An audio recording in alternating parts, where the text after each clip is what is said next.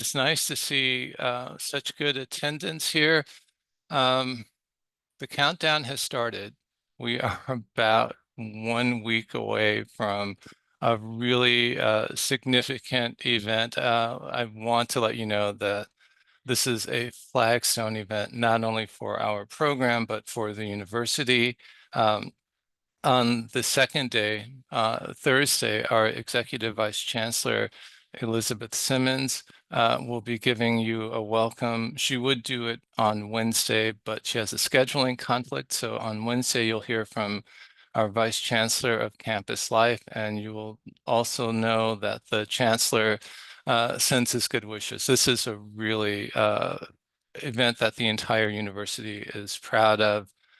They're very much supportive of the kind of work you're doing. Everyone expects to be impressed by what you've done because they know the contribution you're making to the research effort at UC San Diego. So congratulations well in advance, but I also know that some of you are still putting the finishing touches on it. And you're here today because you're going to learn from a couple of real subject matter experts, Dr. Sophia Taineri and Dr. Kirsten Kung, who've been through this more than a few times and have always been really great at pointing out ways in which your knowledge, which we know is already solid, can be presented and with the kind of maximum effectiveness. So now you know, yeah, some of you might already be familiar with this, but conducting great scholarship is the beginning. Sharing it is when you really move the needle, when you invite other people in to comment on what you've done, to learn from you so that you start to assume a kind of subject matter expertise yourself. So here are some ways in which the things that you've done can be communicated most effectively so that you can share, not just learn at this point, but really share. So we're very excited, very happy that you are with us this morning. Wow, more than 200 people. This is going to be great. And please, we have only an hour. So when you have questions afterwards, if you do, feel free to send them to your coordinator. Talk to either Dr. Taineri or Dr. Kung. Just realize they're very, very, very extremely busy. So anybody on the URH staff, though, is going to be able to give you some instructions, some pointers, some help, and most of all, some encouragement. So with that, I'm going to take the mic and virtually pass it to Dr. Taineri. So Sophia, it's your floor. Thank you, Dr. Artis. Hi, everybody. Welcome. Nice to see you all here this morning. My name is Dr. Sophia Taineri. I am the Research Scholarships Coordinator over at the Undergraduate Research Hub. I also oversee the Genentech Scholars and undergraduate research scholarship students in the summer research program. So it's my pleasure to be here with you this morning. And I wanted to give you a heads up that I am looking for some participation. I know it's Zoom and it's not as typical, but I'm going to ask you questions and I will hope that some of you are willing to respond, be willing to unmute, maybe come off screen to just give some responses. So with that in mind, we'll get started with this presentation. So this is our outline for today. We'll do a first part talking more about what to expect in terms of putting together your presentation, things like formatting and design, organizing your presentation, the actual act of presenting, some tips, and then we'll move over into aspects that are specific to the Summer Research Conference. And the second half of it will be taken over by my colleague, Kirsten Kung. And so she'll share more with you at that point. But just to give you a heads up of what to look for.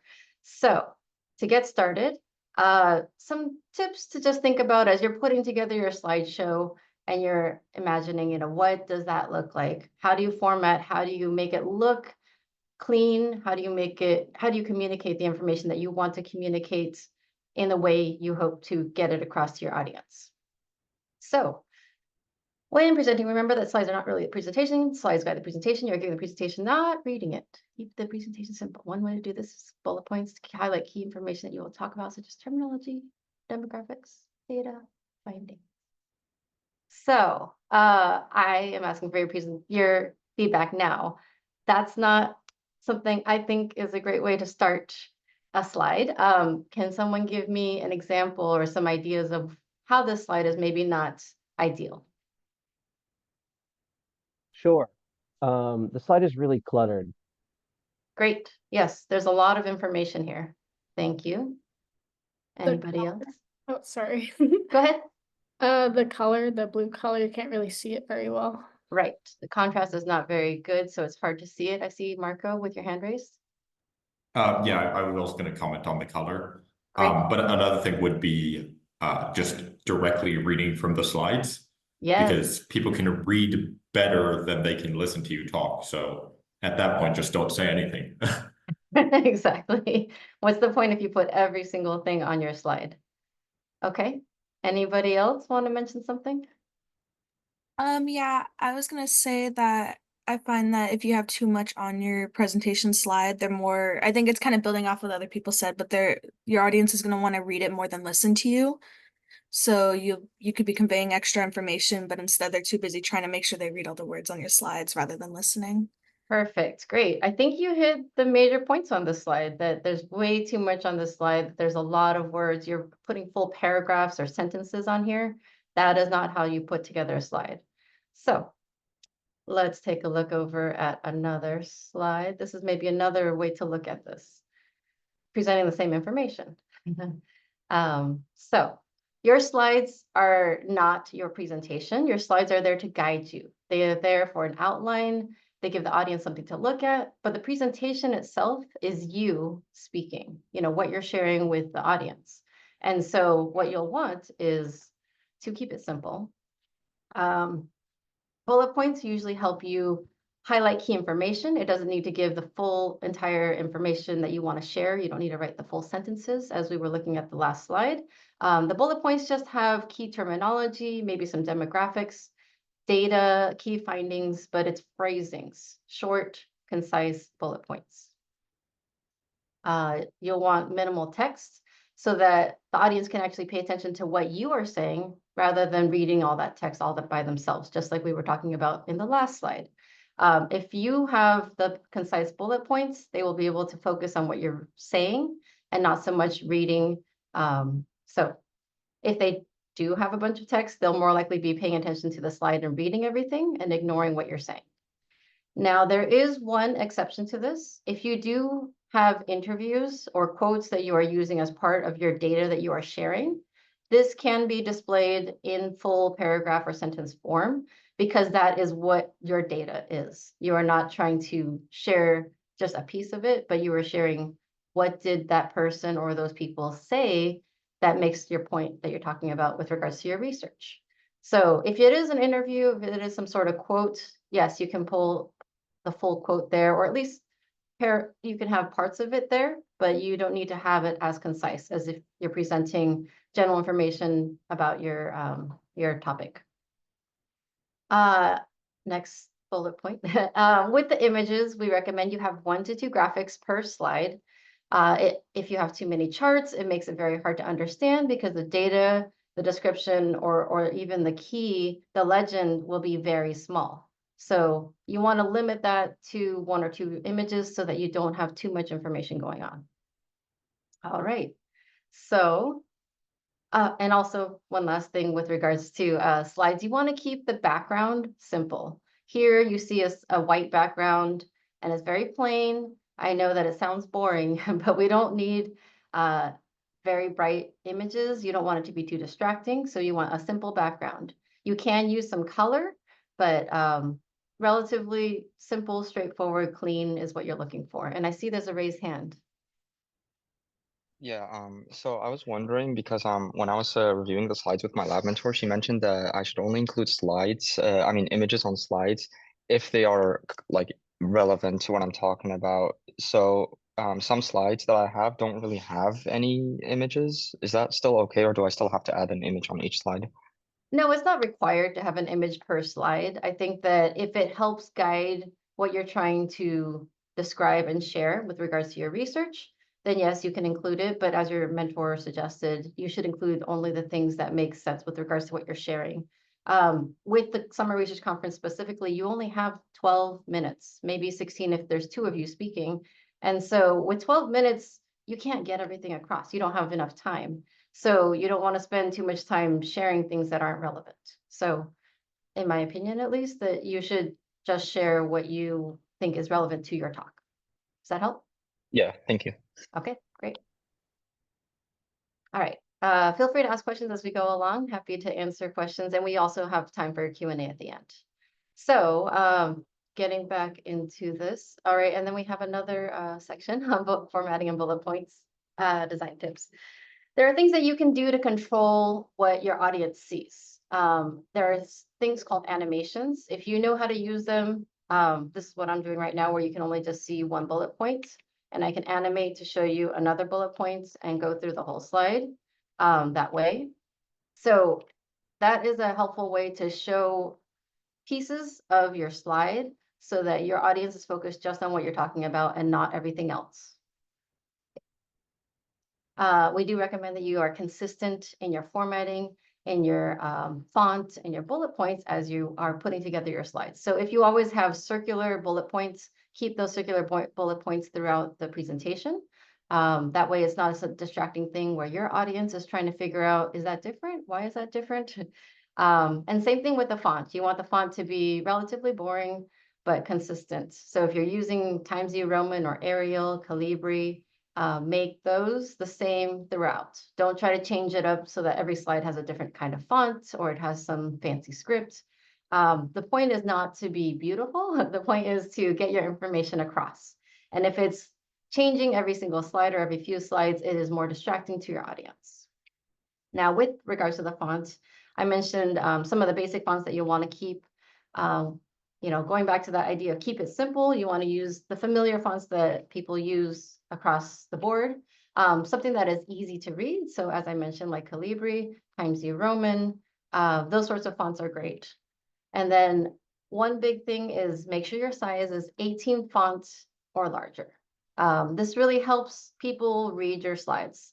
If you're in a room and someone's 20 feet away or even 40 feet away, they need to be able to read what's on your slide. If they're in the back and they can't really read, it doesn't help because they're focused on trying to read what is on your screen and they're not paying attention to what you're saying.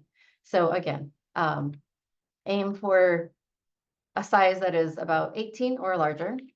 And then thinking about contrasting colors, right? We saw the blue earlier. It wasn't a very good contrast to the white background. So keep that in mind. And so, yep. And then when we're thinking about putting things on a slide, don't be afraid to have large pieces on your slide. It could be large font, same as I was mentioning just now, 18 fonts and above. It could be regards to your images. And so if you have charts, legends, don't be afraid to just have that larger zoomed in. You don't need to show the whole image, maybe that was in a publication. You can zoom in on the piece that you're interested in. And of course, again, bigger font size. You can also split information across slides. We saw in that first slide, there was so much information. And so it was very hard to be able to pay attention because there was many, many bullet points and a lot of information. You can split that information across multiple slides and you can still get the point across and it isn't too distracting or too much information on one slide. All right, so asking for your feedback again. We have this slide that's some images. Help me with some feedback. What would be better? Or what can we change? Esther. It's a little bit blurry and the font is a bit small. Great, exactly. Anybody else? Hi, so the background is very distracting. Great. And exactly. too many charts on there. Yes. Yeah, it only looks like there's 2, right? But there's a lot of information right there. And so it is hard to understand everything. Great. Anything else people want to mention? There are some comments in the chat that sorry to jump in like that, but No, great, I thank you. wanted to make sure you didn't just move on. So yeah, someone else agreed the images are blurry, too much blank space, it's asymmetrical, the font is small, and a mixture of different font styles and sizes. Okay, great. So let's take a look at some other way that you can look at that information. So in this slide, it's another image of just looking at it, and you can see we're focused on just a portion of one of those images. And on top of that, we have this nice red box to focus on just the data we care about that we want to emphasize, because we don't need to go through every single line, especially because we don't have a lot of time. All right. Next, in terms of organizing your presentation, we can look at the different sections that are typical in a presentation. So the first part is typically an introduction. The first thing that you'll do is you'll want to introduce yourself. And so say things like your name, your mentor, what summer research program that you're a part of, and include the title of your project. And so that would be on the first slide. If applicable, you can include your sponsoring department or just the department that your faculty is working under, any grants that you may have. If it's a class that you're presenting for, you can also talk about the class a little bit. Now, once you introduce yourself and possibly any sponsoring departments, grants, you can get into the introduction and background of your research. So this will be multiple slides after the initial title slide. And you can establish the academic context. It helps people understand why is this important, the significance of your research in your field compared to, how does that fit into the larger world? And so you'll talk about your topic and any previous literature that may have already been presented on or shared.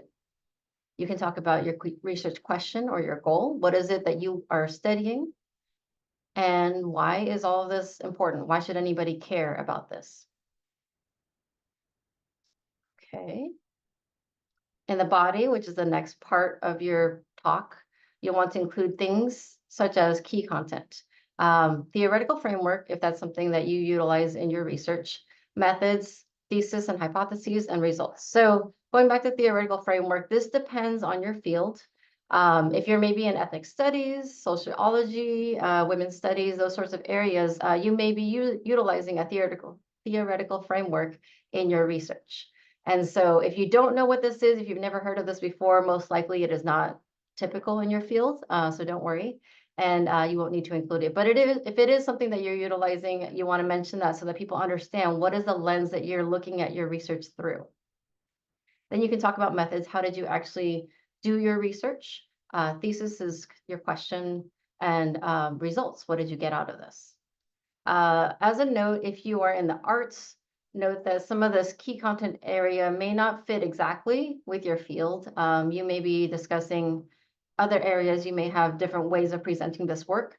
So just keep that in mind. Talk to your mentor and see what would be typical for your field.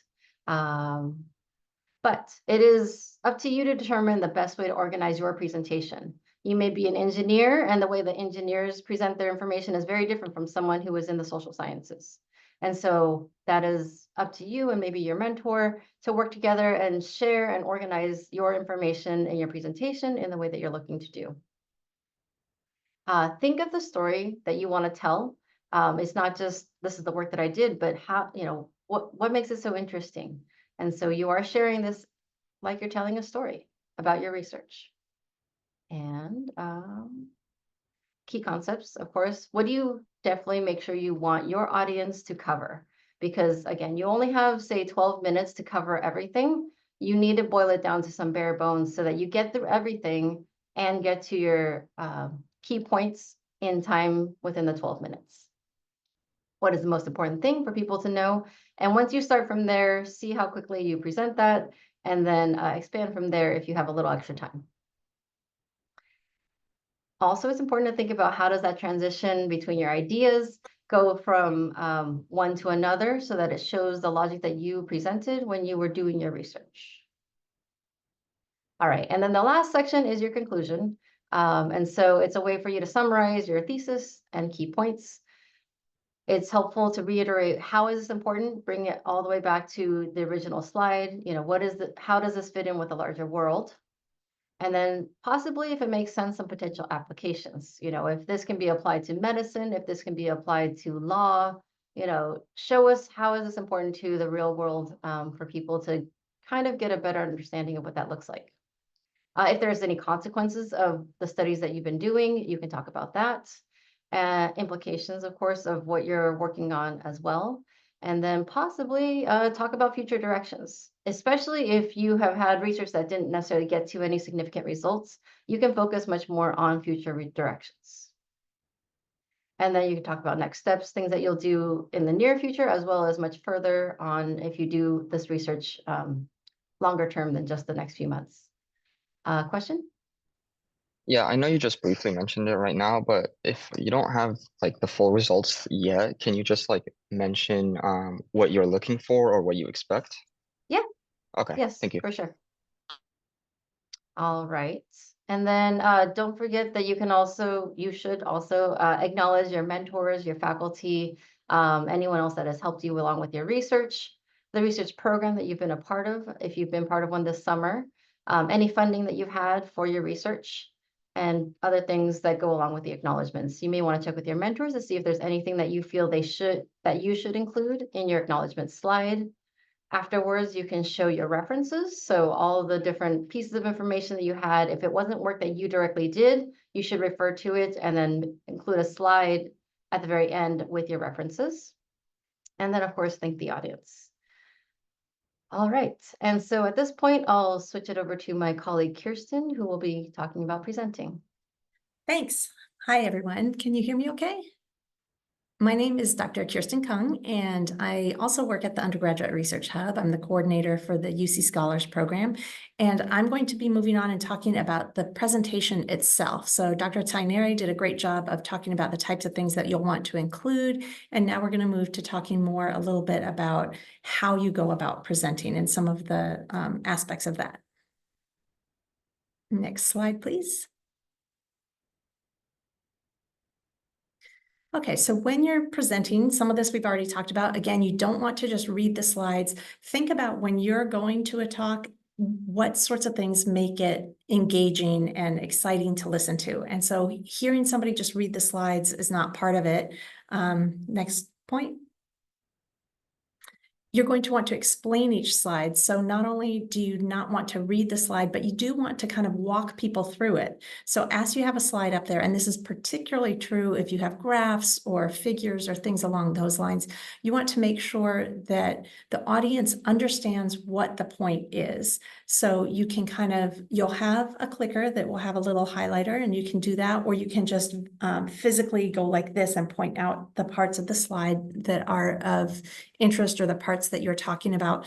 You don't want to assume that the audience will be able to immediately see what the relevance of what the slide has on it. You want to kind of help them, walk them through that, connect the dots for them.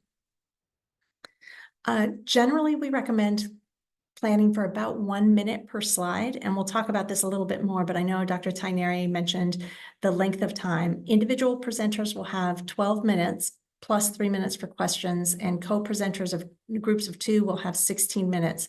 That's not a lot of time. It goes by really fast. You have all been working very, very hard this summer and have accomplished a lot. You're not going to be able to talk about everything you did this summer, and that's hard. It's hard to cut it down, but this gets to the point that Dr. Taineri was talking about in terms of thinking about what are the key elements. When the audience leaves, what do you want them to remember from your presentation? What are the most important parts? There may be something that you spent hours and hours and hours doing, but you won't be able to include it here just because it's not helping advance the story that you're trying to have as the main idea for this particular presentation. Next point. Slow down. A lot of people tend to speak too quickly or mumble, and this is especially true when you're nervous, and you'll be nervous. Even if you've presented before, you will be nervous. And just know that typically people end up speaking too quickly. You'll want to practice quite a bit, both so that you can get that talk under the time limit and so that you feel more comfortable with it and you're not tripping over words, even if you've read them and written them a lot. If you're not used to speaking them out loud, it just takes a little practice. So slow down, take a deep breath and practice. Next point. Be confident in sharing the work that you have done. Dr. Artis kind of touched on this. You're the expert on the project that you're presenting about. You've worked with mentors, and certainly there are other people in your research team who are familiar with it, but you're the one who really guided this particular project. And so know that you have interesting things to say. Know that you can speak confidently about this. Next point. Dress appropriately. On our website, there is a link to some business professional dress. Please take a look at that. You don't need to be incredibly fancy, but think about this as a professional context. I also recommend wearing shoes that are comfortable. It will be 1.5 very long days, and so you want to make sure that you're comfortable. Next point. Use a clicker. We'll have that in the room for each presentation. So this is a clicker is just something where you don't need to be sitting at your computer. You can advance the slides standing a little bit away. And that makes it so that it helps you engage with the audience. If you feel that you need to be constantly looking at your computer, you might not be looking at the audience, and you really want to try to look at them, make eye contact, engage with them. You also don't want to be doing this where you're looking back at the top, at the slides the whole time and not focusing and looking towards the audience. Next. Oh, look at that. Present to the audience. Don't look back at your slides the whole time. Next slide. Okay, so a few final tips. What if? This is one of the biggest questions, and in fact, I think it's already come up. If the project is not finished, if the results are incomplete, if the experiment failed, there's a saying that a lot of researchers refer to: if we knew what it was we were doing, it wouldn't be called research, would it? This is part of research. Sometimes things go beautifully and go as planned, and a lot of times they don't, and it's a very much an iterative process. Also, the summer is a very short time period, so a lot of you have started the research at the beginning of your summer experience. That's not a lot of time. Even for those of you who have been doing this research project previously, and it's a continuation of what you've been doing, research takes time. You may not be at a point where you have all of your results ready to go, or where, perhaps things took longer than you expected. You had to order supplies and they didn't get here, or you had to wait for IRB approval or something along those lines. It's okay. Next bullet point. Present what you have using preliminary results. So if you have any results at all, you can talk about those. You can say, here's the preliminary results that we have. We don't yet have complete results. If you don't have even preliminary results, that's fine. You can talk about anticipated results. Next bullet point. So you can talk about anticipated results. You can say we are still in the data collection phase, and here's some of the things that we anticipate will happen when we're looking at the results.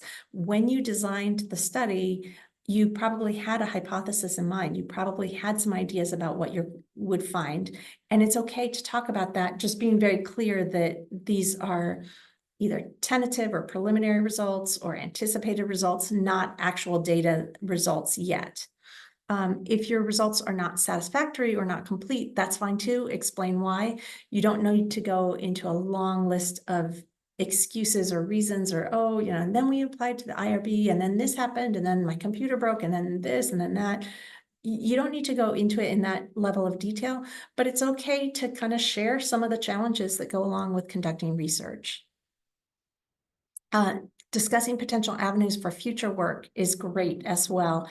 You can talk about, when you're talking about preliminary results or anticipated results, you can say, this is what we think is going to happen, and this would be what we would do next. You could say, we're not sure. We think it's either going to go in this direction or in this direction, and depending on what the results are, here's some future steps that we might take. Focus on the content, the purpose, the goals. As I said, you've all done a lot of work already. So even if you don't have the data completely set, even if you don't have the results and the analyses completed, you've done work that you can talk about. I can guarantee you will not be the only one not finished. There will be a lot of people in that situation. And it'll be kind of nice for you when you go and listen to other talks to hear the wide range of, some people will have projects that are perfectly complete and are ready to write up for publication, and a lot of people won't. So you'll see that there's a wide range, and you just want to not spend too much time apologizing for it and just kind of explain where you are and what you anticipate doing next. Okay, so what if you don't know how to answer a question? Honesty is the best policy. There will be a few minutes for questions after each talk, and you'll get questions. Sometimes the questions are ones that you feel like, yes, I've got this. This is a perfect question. I know exactly how to answer it.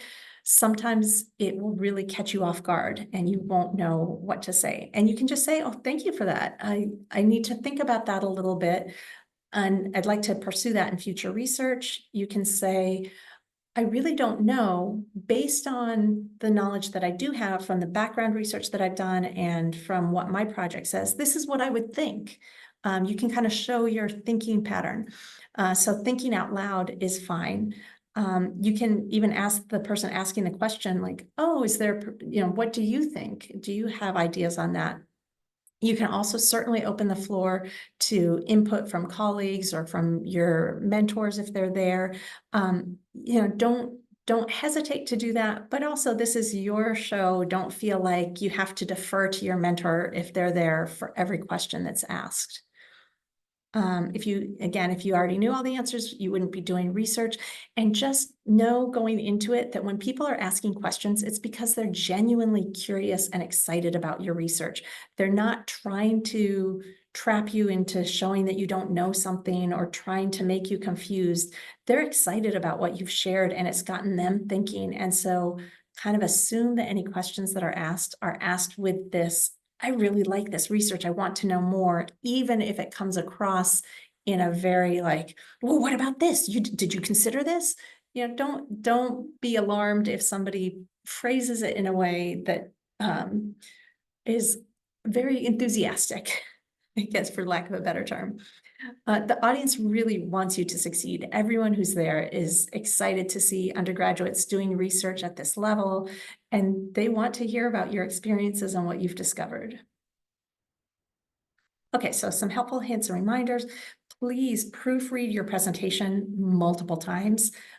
Ask friends and colleagues to proofread it as well. Nothing is worse than being in the middle of a presentation and seeing a typo on your slides. Practice out loud and in front of mentors and colleagues. This is really one of the best things that you can do to make the experience good. Not only will it improve your actual presentation, but it'll also make you feel more comfortable.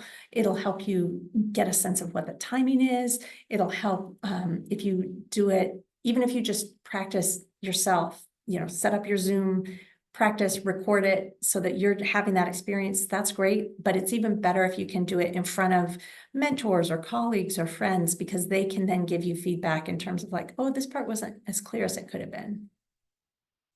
Record yourself when presenting. That gives you a chance to look back and say, wow, I didn't realize I spent 10 minutes on the intro and that only left me 2 minutes to talk about the whole study. Time yourself. We keep emphasizing this because it's one of the most difficult things, is to talk about such involved, complex projects in such a brief period of time. And again, remember that the audience is rooting for you. Okay, so now on to the Summer Research Conference itself. All of you who are student presenters should have received an email a couple of days ago, I believe, that included a lot of information about how the conference will look. If you did not get that information, please email me. And Dr. Taineri, could you just put my email address in the chat? Again, you should have received an email that had a lot of information. If you did not get it, email me and let me know. I know one of the biggest questions that people have is, when will they be, the email does not include specific room assignments and it does not include a specific time. We are working on both of those things. We anticipate sending that information out today or at the very latest tomorrow. We know that people are anxious to hear about that. For students in the summer research program, anyone in the SRP is required to be at the conference all day for each of the 2 days of the conference. So there shouldn't be any scheduling conflicts or anything like that because you're required to be there the whole time. However, we know that for everyone, you want to know when you're presenting so that you can share that with friends and mentors and other people.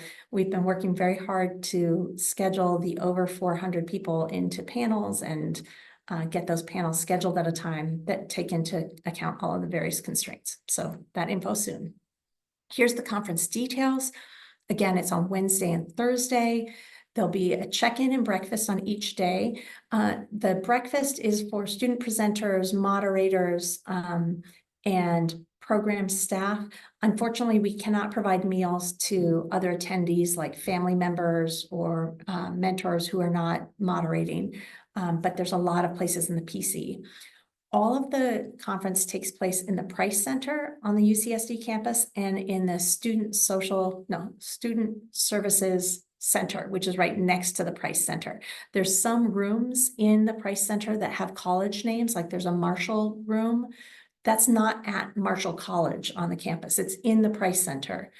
So just know all the rooms that you'll be going to are either in the Price Center or the Student Services Center. Each day there will also be welcoming remarks. And then where it says morning session and afternoon session, those are the panels where people will be presenting. So the welcome remarks will have everyone gathered together for some opening remarks.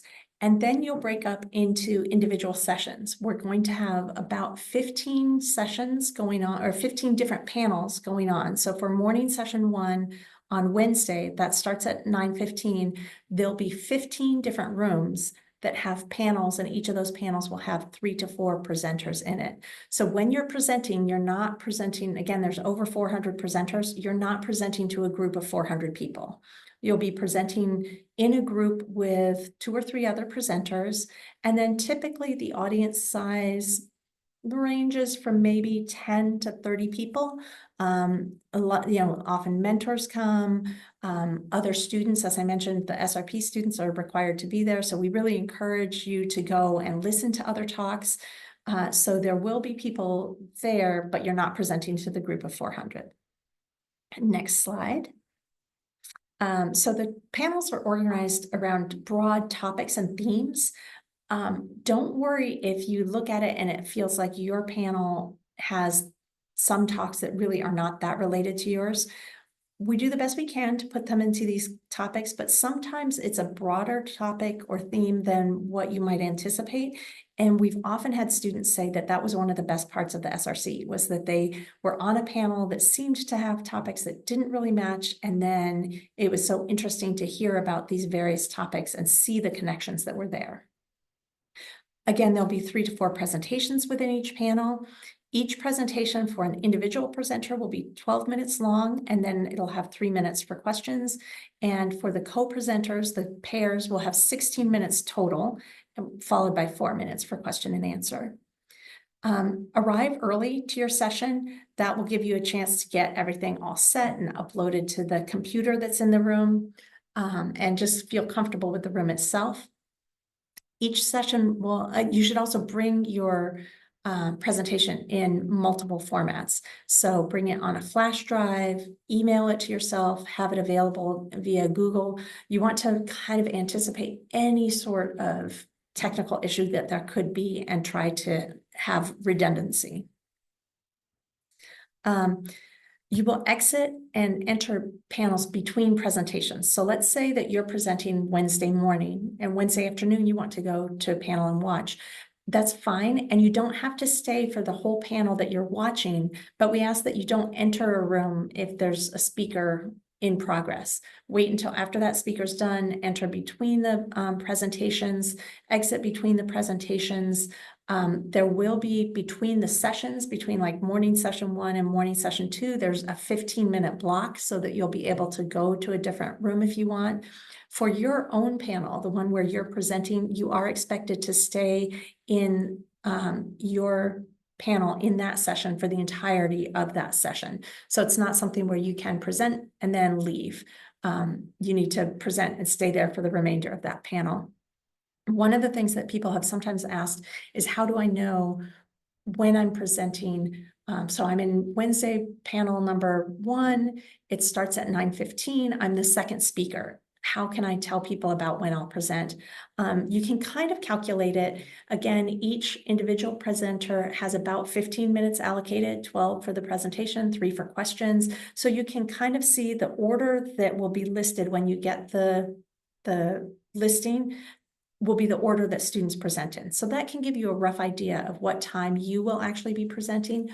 Having said that, sometimes people have an issue and they end up not being able to show up. So we keep things in the same order as much as possible, but if there's a no-show or if somebody's presentation goes very, very fast, sometimes it doesn't fit exactly with the timing that you might anticipate. Next one. Oh, one other thing on the presentations, there will be a moderator in each room. That moderator will help keep time, and they'll have a sign that they'll hold up to say, you know, if you have 5 minutes left, you have 1 minute left, and they'll also help direct the questions. Okay. In terms of guests, you are definitely welcome to have guests and encouraged. We love it when they come and watch your presentation.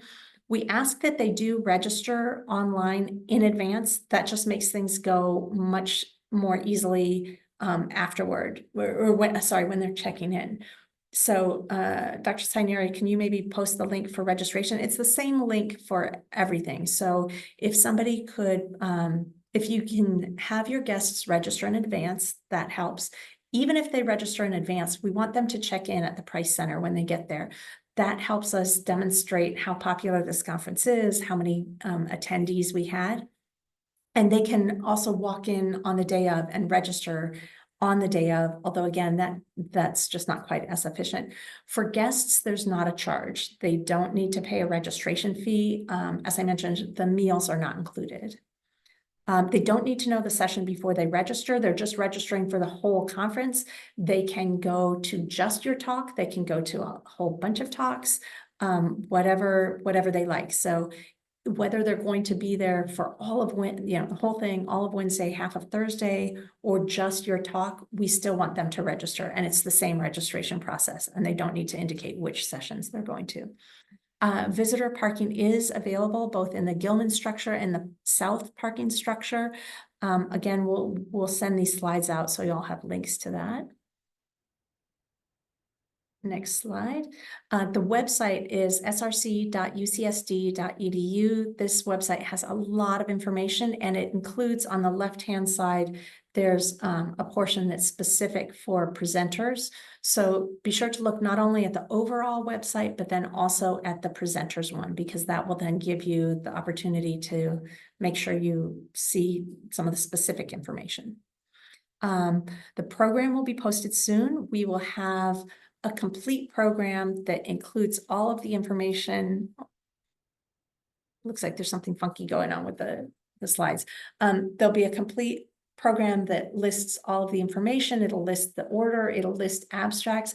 That's how you can figure out which talks you might want to go listen to, is you can look at the titles of the sessions and the panels and decide which ones might be of interest. You can look at the abstracts and see which talks are of particular interest. And we will also be posting additional updates as soon as possible. Next slide. Okay, so at this point, I'd like to go ahead and open it up to questions. I know that there's been quite a few questions that have come in via the chat, so maybe we can start with those. And Sophia, could you maybe indicate whether there are particular questions that weren't addressed either in the chat or by the presentation? Sure, yes. I'm trying to keep track of all the questions. So let me go back a little bit. There was a question about USB-C adapters for computers. Will there be any of those for students if they want to bring their own laptop and have USB-C connections? And it does say, I think this was mentioned by somebody else, but it does depend on the room. Some of the rooms do have USB-C connectors and some of them do not. Is that your understanding as well? Yeah, that's my understanding. And I think if there's anything that you definitely need, I would plan on bringing it. In particular, I think we don't have a lot in the way of Mac adapters. Right. Although some newer Macs are USB-C as well. Yeah, that's true. There's a question that says, just to confirm, the email with specific presentation time and room assignment will be sent out in the next few days, correct? Yes. Yeah. So you should have already received one email that had a lot of the information that we just talked about, kind of like the general format of things. And then you will receive a separate one that will include your presentation time. And you'll probably receive a number of emails in the next week or so. So we don't want to overdo your inbox, but we also want to provide the information as soon as we have it. So if we have one piece of information ready and not the other, we'd prefer to send out as much as we have, as soon as we have it, even if that means multiple emails. There's a question, do you need to know the session that the guests will be attending before they register? You don't need to know which session they'll be attending. It is helpful to share with them the session. And then once you have the information about the location, it's helpful to share that with them, just so that it's one less thing for them to come to the check-in desk and find out about. But we will have volunteers there, and we'll have a large poster that's printed where they can look your name up and see where you're presenting. But in order to register, they don't need to know any of that. Question, will the slides from this meeting be posted somewhere? We will definitely email them out. I don't know if we'll post them on the website, but I'll try to get them on the website as well. yeah. Okay. All right. Are guests expected to dress the same as presenters? Oh, that's a great question. I think there are definitely some guests who see this as an opportunity. It's like, oh, a nice professional opportunity. And so they dress maybe business casual, but there are quite a few who don't. So don't let concerns about attire prevent somebody from coming as a guest. I think most guests are dressed fairly casually. Right. Another question about the schedule being out yet, which it's not. Will we have a laser pointer for our presentation? Yes, we have checked all the clickers, and I believe all the clickers do include a laser pointer. If that's something that you really enjoy using and you have one, I would go ahead and bring it with you. I don't think you need to purchase one. We should have them there. Again, we always just try to anticipate anything that could go wrong and have extras of everything. So if it's something that's critical to you and you have one, I would bring it. One note, depending on the room, many of the rooms have TV screens as the display rather than a projector screen. If it's a TV screen, the laser pointers don't work on them. So even if you have a laser pointer, it may not necessarily work in the room that you may be assigned to. Let's see, online link for guests to register, that's been posted. Can you speak a bit more about how much time we should portion for presentations versus questions? So the 12 minutes is all presentation. So you have, and this is for individual presenters, you have 12 minutes to present. And then after that 12 minutes, there'll be 3 minutes allocated for questions. So you don't need to incorporate any time into your 12-minute presentation time. You might think about, I think a lot of times what we see is students who maybe allocate too much time to the introduction, and then they're, 8 or 9 minutes into their talk before they even start talking about their specific project. So it's important to talk about the background, but make sure that you're focusing mostly on the project that you did, but you don't need to, within that 12 minutes, allocate any time for questions. That's separate. There's a question that says, well, they were asking about the online link to invite guests, and then it was provided. Then this person said, even if the guests are not going to present in person. So no guests will be presenting, but are you wondering about whether guests can attend virtually? I think the question might be, that's the site that they registered as presenters, and they may not be familiar that that's the same site that you register as a guest or attendee. But if this person can respond a little more to clarify. Yeah, it may be that the word B is missing, like, will the guest be present in person? That's Good the question. easiest way for me to read it.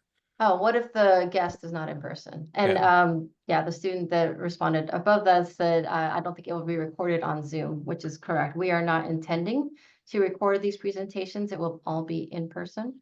Anything else you want to add, Dr. Kung? No, I think, again, this is an in-person event, so there won't be any virtual or Zoom components to it. The entire conference is an in-person event. Question about, And will yeah, our- and just going back to the registration, that one link has registration for all the different categories, so the attendees/guests can register there. okay, will it be a preferred name or birth name on the poster? And I think this is the poster that displays all the different names and rooms of the students. Or guests? Yes, yeah, we're using preferred names for everything. So the program will have the preferred name, the list of panels will have preferred name, the poster.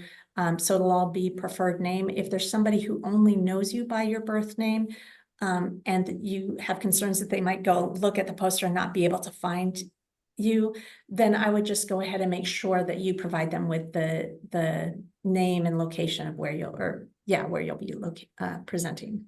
And the check-in will also be by a preferred name too. I think we'll be doing check-in by last name, but just so you're aware, it will be your preferred name. Question, can you review how we are projecting our slides? Do we bring our computer or how do we get them up? And also confirming we don't need to buy a clicker. Correct, you do not need to buy a clicker.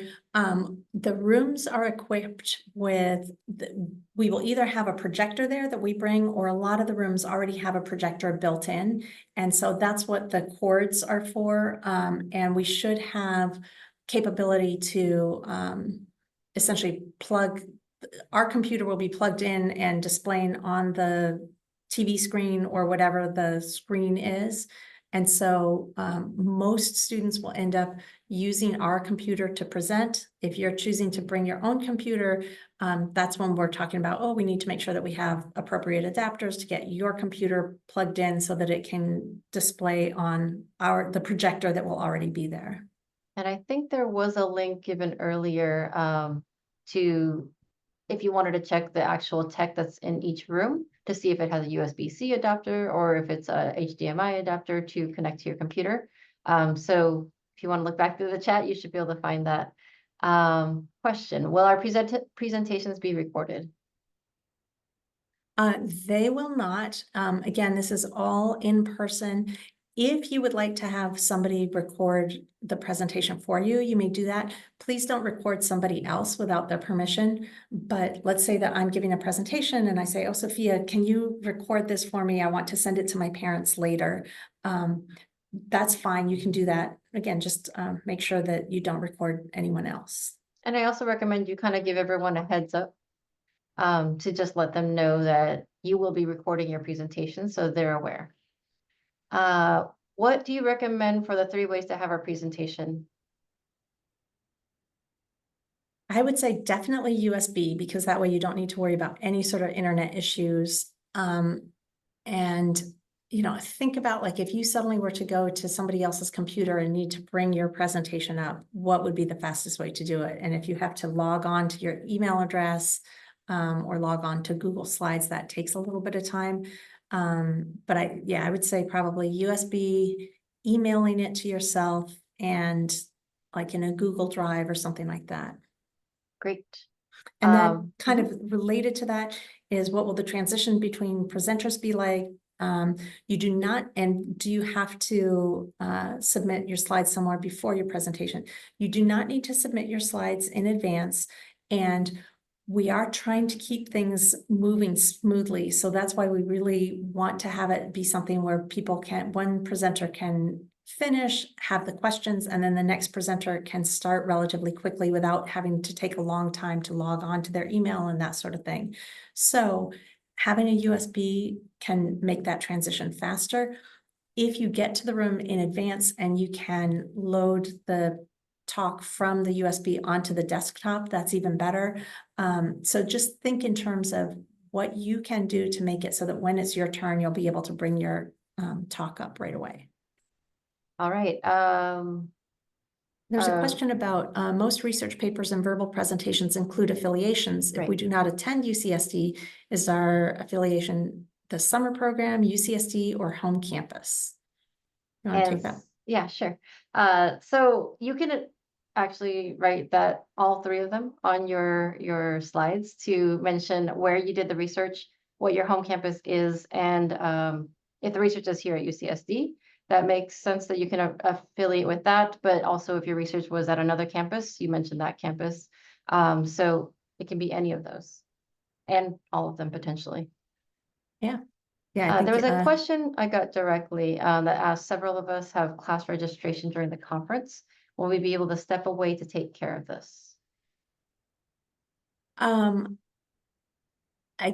So I don't know a lot about how class registration works. I'm imagining that it's an online thing where at a specific time you would want to be able to log on to your student account and register for classes. If that's the case, yes, you certainly would be able to do that. The only tricky thing is if your presentation is scheduled during that window, you would need to wait until the end of your presentation slot, and those slots are an hour long. Right. Okay. And then do you want to ask questions? Let's see. So there was a question about mirroring on the TV. And that was already answered in the chat. Basically, again, what will happen is you'll be presenting onto something that gets projected. It'll either be projected onto the TV that's already in the Price Center room, or we have like an actual projector that projects onto a screen. And in both cases, you should be able to do screen mirroring. Using your own device is fine if you don't have a USB. Again, you just want to kind of think about what will facilitate the transition. So you just want to make sure that you have that you know how to connect your device to the device where we'll be showing the presentations. I have a question that said we are only presenting once, right? And that should be correct. You're expected to just present the one time. You'll see it when we send the schedule. And the rest of the time you'll be attending and visiting other scholars that are presenting their work. So it's a great chance to network, but also just listen to something that may be completely different from your regular field, or to go more of a deep dive into your field, your choice. And I always recommend that you spend some time, going to presentations that are directly related to your stuff, and then that you also choose one panel to go to that is completely unrelated to anything you're doing, and you just are exploring something new. All right, I think we have time for one more question. I got a private message that just said, oh, that's specific to scheduling, so we can address that directly. No worries. Okay. Allowed to have speaker notes? Yes, yeah. Again, you want to make sure that you're not, whether it's speaker notes on the computer or like handheld notes, you don't want to be reading them too much. But I think that can kind of help you keep on track, and sometimes it just helps you feel a little more comfortable. Right. So somebody posted that they have set up some times to work on presentations. So please get in touch with Karen Hurtado Mendez if you'd like to take advantage of that. And I think on that note, we'll go ahead and wrap it up so that people can get back to working on their presentations. Dr. Artis, did you have any final thoughts you wanted to share? Oh, well, thank you to both of you. This has been excellent. I'm very excited by the participation in the chat. I can see how excited people are. I've said this to many of you.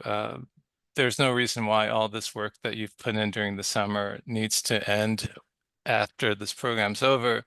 So please talk to us about how you can extend the work, maybe extend this project in a workspace, or think about presenting it at another conference or publishing it. There are lots of ways we can help you keep this going. Really use this as a launching pad into the next stage of your career. So, but mostly, thank you, Dr. Taineri. Thank you, Dr. Kung. You've both been great. I'm not surprised. Thank you. Well, we enjoy doing this, and we get very excited to see all the presentations because it's always amazing the work that the students do. Right, agreed. Thank you so much for being here, and we look forward to seeing you in a week. Take care.